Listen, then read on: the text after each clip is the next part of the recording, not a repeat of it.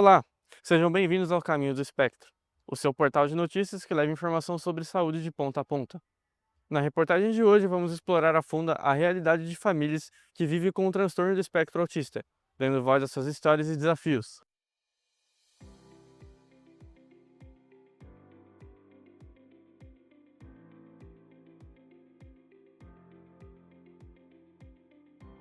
O que significa ser mãe de uma criança autista?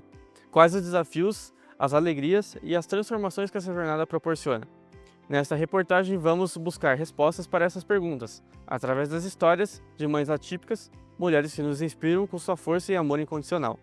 Para compreender essa realidade, conversamos com Wagner de Almeida, mãe de Jennifer, de 22 anos, e Arthur, de 5 anos, ambos diagnosticados com TEA.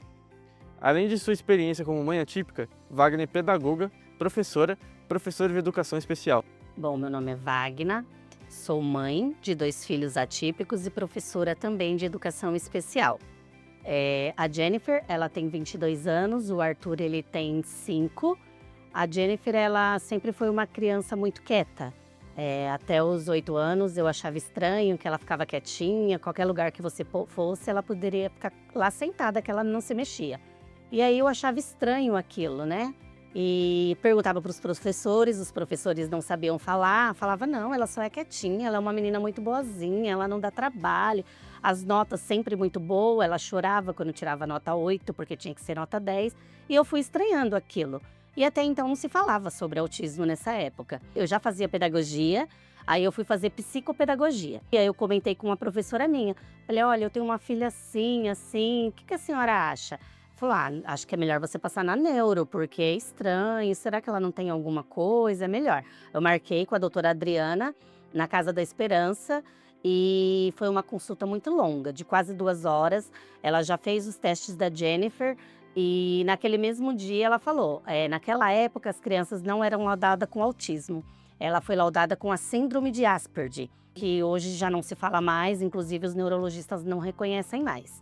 E eu já iniciei as terapias dela, foi muito simples para mim, entender, e foi muito bom, porque até então eu batia nela, eu judiava, porque meus irmãos, a família, julgava muito, falava: "Essa menina é esquisita, chega em casa, ela não sai para cumprimentar as pessoas, ela não vai nos lugares e não sei o quê", e até então eu judiava dela, porque eu não sabia, né. E a partir daí ficou tudo mais fácil, quando nós descobrimos os diagnósticos e ela começou o processo. Agora falando do Arthur, que é o segundo atípico, hoje ele está com 5 anos, eu já percebi alguma coisa diferente na minha gravidez. Eu falava: "Nossa, será?". Sempre vinha aquela, né, "Será?", tal, até mesmo pelos estudos, por entender alguma coisa. E quando o Arthur fez 1 ano, ele já não falava todas as palavras, ele andou com 9 meses, ele apontava muito as coisas, ele tinha estereotipias, ele repetia muito, e muito seletivo. Ele não tomava leite, porque ele teve também muita alergia à lactose, então falei: "Meu, não é normal". Aí comentei com o pai dele tudo, e nós iniciamos a investigação. Só que até então eu tinha uma dúvida, mas não acreditava ser. Eu falava: "Ah, pode ser qualquer coisa menos autismo". Quando o doutor me deu o diagnóstico fechado dele, que ele era TEA nível 2, TOD, TDAH, eu entrei em luto. Wagner nos conta sobre os obstáculos que enfrenta, como o TEA molda sua realidade e levanta a questão: as escolas estão realmente preparadas para receber crianças com essa condição? A Jennifer, né, hoje, a última avaliação dela foi em 2024, até mesmo porque ela não se aceitava. Então, muitas vezes eu tive que ir na escola por conta disso. E o TDAH influenciou muito, assim, em ser muito dispersa. Eu acho que dispersa seria a palavra melhor. Tá fazendo uma coisa aqui, esquece, vai fazer outra, nunca termina aquilo que começa ou faz tudo de qualquer jeito, digamos. E ela é uma menina muito quieta, muito retraída, muito no canto dela, muito estudiosa. Hoje ela fala inglês fluentemente, espanhol fluentemente. Ela estuda na UFABC, faz 2 faculdades, faz ciências da humanidade, faz relações internacionais e é pesquisadora dentro da faculdade, ganha até para isso. O Arthur, ele é TEA nível 2, né, nível de suporte 2, então o suporte dele é bem maior do que a Jennifer. E TOD TDAH. O TOD, ele é o transtorno positivo desafiador. Então, dentre de todos os transtornos, Para mim, como mãe, é o pior. Porque é aquela criança que ninguém quer ficar perto, porque tudo que você fala não, ele quer fazer. Tudo que você fala faz, ele fala não vou fazer. Então, assim, é muito difícil lidar com uma criança com TOD, porque ele te desafia o tempo inteiro. Ele é um adulto em forma de criança, um adulto que não soube respeitar regras, um adulto que não tem limite. Só que nós temos que colocar esse limite. Então, o TOD é um dos transtornos mais difíceis que tem para mim. Em relatos de mães e familiares de pessoas diagnosticadas com TEA, é frequente a queixa de falta de atenção da mídia e a dificuldade de serem ouvidos. A cobertura do autismo ganha destaque nos veículos de informação apenas no dia 2 de abril, Dia Mundial da Conscientização do Autismo. No entanto, logo após essa data, o assunto é frequentemente negligenciado, deixando famílias que enfrentam diversos desafios e dificuldades sem voz na sociedade. Hoje está muito em evidências, coisa que não tinha um tempo atrás. Só que essa evidência que está tendo principalmente sobre o autismo tem um lado negativo e tem um lado positivo. O lado positivo é que a sociedade começa a pensar mais no tratamento, em como se comportar quando vê uma mãe com uma criança com TEA ou até mesmo quando vê uma criança com TEA. E o lado negativo é que acabou se falando só nisso, sendo que tem outras doenças, né? Além do autismo. O autismo não é só ele, tem os outros transtornos, tem criança que além do autismo tem o DI, que é a deficiência intelectual, tem vários outros transtornos. E às vezes a mídia não vê esse lado, só vê o lado do autismo. Mas eu vejo isso muito como positivo, porque através disso, hoje nós temos bastante benefício. Às vezes as pessoas veem a gente na fila e vê a gente com o cartãozinho da criança, que nem agora eu estou vestida com a camiseta de mãe de autista.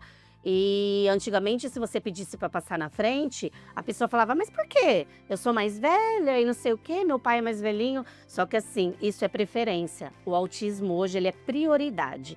Então assim, esse foi o lado bom da mídia, porque muitas coisas começaram a ficar melhor. Só que assim, ainda precisa se falar mais, porque, por exemplo, chega a época de eleição, todos os candidatos começam a falar sobre o autismo, sobre isso. Mas passou a eleição, ninguém faz mais nada. Ninguém, e a gente vê isso mesmo dentro do que a gente está passando. Mas se ele não tem um filho, se ele não tem um irmão, se ele não tem alguém dentro da família que tem o diagnóstico, você pode ter certeza que é só mais um. Hoje em dia, o olhar verdadeiro dentro da mídia está para quem tem um filho com essa necessidade. Quem tem um filho com autismo ou com qualquer necessidade, batalha por isso, seja dentro da mídia ou fora da mídia. Mas quem só ouve falar, não tem esse olhar. Em conversa com Ana Paula Leonessa, mãe da Júlia Leonessa, uma jovem de 27 anos que teve seu diagnóstico tardio, ela nos relatou como enfrentar essa realidade. A Júlia, quando ela falou que ela ia fazer os testes, né, e ela estava com essa dúvida, aí eu incentivei que ela fizesse, né? Mas eu não achava que seria positivo, ser bem sincera. E aí deu o diagnóstico, né? Veio como autista, né? Grau 1 de suporte. E de início eu acolhi a Júlia, mas dentro de mim eu não aceitava. Porque eu não achava que fosse verdadeiro, assim, né? Por conhecê-la, como eu falei para ela, eu falei, olha, tem estereótipos que eu não concordo, que você desenvolveu agora de adulta, você não tinha de criança, né? Então, só que as coisas foram se acentuando conforme ela foi crescendo, né? E ela não tinha o que ela apresenta hoje, ela não apresentava de criança. Então, eu ainda não acreditava. Eu falava, não, tá errado isso, eu não concordava. Só que daí a gente vai lendo também, né? Como eu também sou da área da saúde, né? A gente não pode se fechar, né? A notícia do diagnóstico de autismo frequente desencadeia em muitas famílias um turbilhão de emoções e questionamentos. O luto pós-diagnóstico é um sentimento muito comum nesse processo. Com a experiência de quem viveu essa jornada, Wagner compartilha um conselho de mãe para auxiliar na superação desses desafios. Primeira coisa, nunca compare seu filho com o filho de ninguém, porque comparações geram conflitos e geram ansiedade dentro deles. Porque eu falo isso por ser mãe de 2 e eles são totalmente diferentes. Outra coisa, procurar ajuda, não só para a criança, mais para os pais, para a família, porque nós colocamos muito a psicóloga para eles, o atendimento para eles, mas nós como pais precisamos muito ter esse atendimento também, porque tem momentos que, principalmente quem é mãe solo, quem não tem rede de apoio como eu, então você tem que procurar ajuda num terapeuta, no médico. Então esse é um conselho assim que eu falo para todas as mães: procure ajuda, não só para ele. Ó, tenha um olhar para o seu filho que ele vai ser seu para a vida toda. E então você vai fazer o melhor tratamento, vai ter o melhor momento e vai ser o melhor pai, a melhor mãe para o seu filho. Esse é um dos melhores conselhos que eu tenho nesse momento. Chegamos ao fim de mais uma edição do Caminhos do Espectro, o seu portal de notícias que te traz informação de saúde de ponta a ponta.